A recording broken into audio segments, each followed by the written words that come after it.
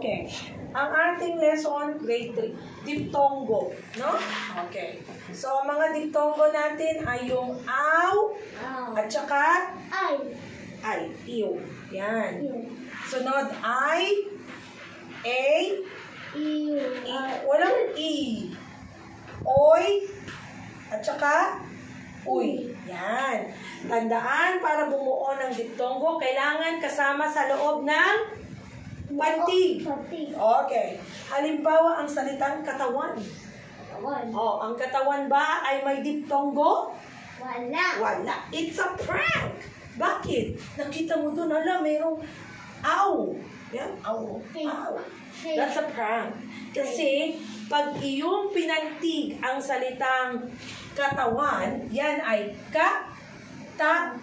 Hindi mo tawagin katawan. Hindi pwedeng katawan, kundi katawan.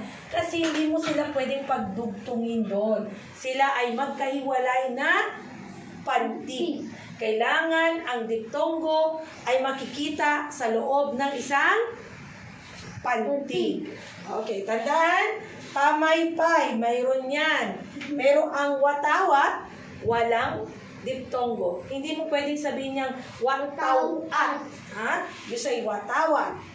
Oh, katulad ng, ang nayon ba, meron? Wala. Oh, wala din. Hindi mo yan pwedeng sabihin, nay, on. Oh. Hindi pwedeng ganon.